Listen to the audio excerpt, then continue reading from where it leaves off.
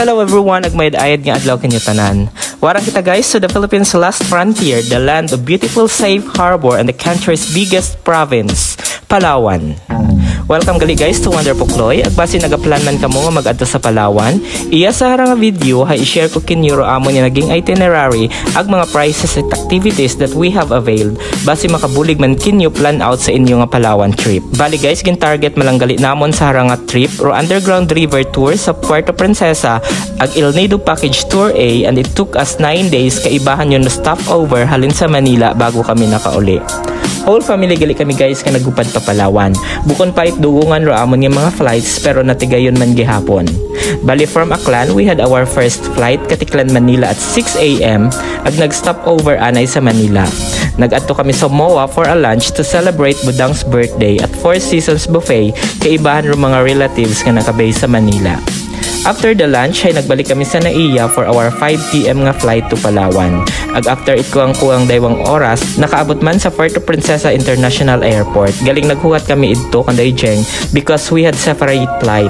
After more than an hour, nakaland man dayon senda. Then, we went to our first accommodation, Filigans Hotel. Lapit man lang guys sa airport pero nagbayad kami 250 sa taxi. Manami ro location ito hotel dahil sa center gid Imora ag may magapit nga mga fast foods ag convenience stores. Kilid malang man Imora at Puerto Princesa Provincial Capital. Ginbook gali namon guys ro hotel sa booking.com, and that was our first day. Day 2 guys is the Puerto Princesa Underground River Tour package. This package ay ginbook namon sa Klook which cost 1,900 pesos per person. Ag may additional pagidayon nga 150 pesos per person nga environmental fee. Bali this is a whole day package tour included na ro sasakyan ag lunch. From Puerto Princesa, mabiyahe it mga 2 hours to Sabang Wharf.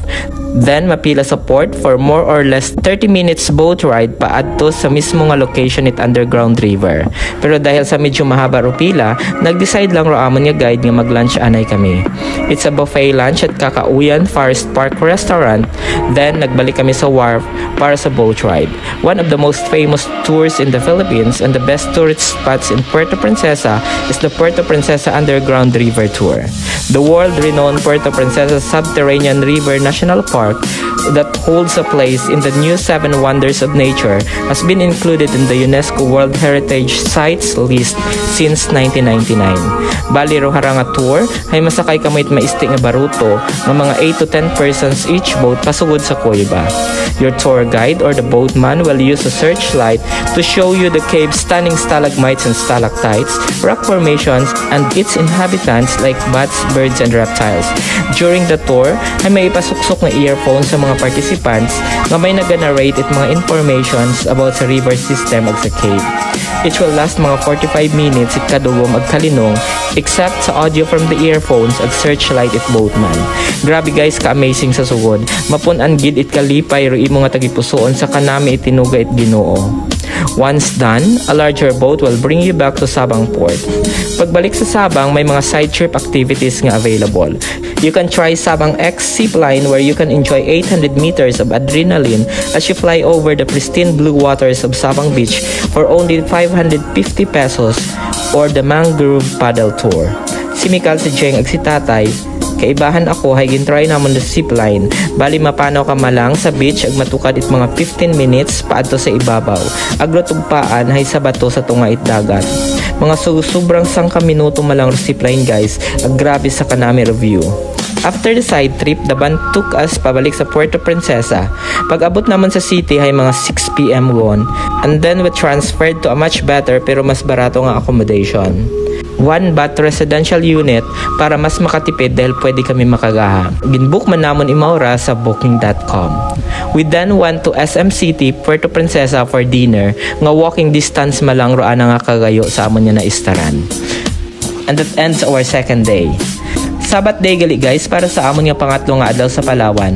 Ag idto kami nagsimba sa Palawan Adventist Hospital SDA Church where we met Dwight. As always, it was the best part of the trip nga nakasimba sa mga church sa ibang lugar. After the service, I can suggest ni Dwight that we'll have our lunch at Casual's Restaurant nga malapit malang man sa church. Kanami ro ambience it place guys ag kaiping pa namon it tables handay ka meal prats kaibahan ro anang whole family. Pagka sunset, nag-adto kami sa may Puerto Princesa City Baywalk Park, nga walking distance man lang man sa amon niya na istaran. Manami review sa may boulevard, ag abo-abo nga mga food stalls, and that was our third day. Pero fourth day naman guys is actually a travel pa-transfer sa El Nido. Medyo magayo abi imora sa Puerto Princesa. Mga 6 to 7 hours imo nga van ride, ag may sambilog nga stopover for lunch. Bali 700 rupa masahe per person. We were picked up sa amon nga accommodation by the van nga ginbook namon sa agency nga ginrefer it taxi drivers nga amon nga ginsakyan paghalin sa airport. Saan dalang mandayon kami nga agency nagbook it package tours sa El Nido. Tip lang gali guys nga mas manami magbook sa Klook it mga activities. Mas barato imora usually it 200 or 300 pesos galing uwa namon pag i-book tanan ra amon nga mga activities kasi may forecast it weather disturbance and the time sa amon nga trip pa Palawan basi mapornada pa. Abo pa nga ni nga mga cancelled activities may diyang nag-resume on the same date sa amon nga pag-abot ito. I will be posting gali separate videos or reels sa iba pa nga mga details it mga lugar nga amon nga naadtunan ag abangan lang ro next part itara nga video. Paadto ag sa amon nga mga ginpang obra sa El Nido. Thank you gali guys for watching ag sa mga mag-share kara. May chance kamo sa pasalubong. Salamat nga abo kinyo tanan and God bless.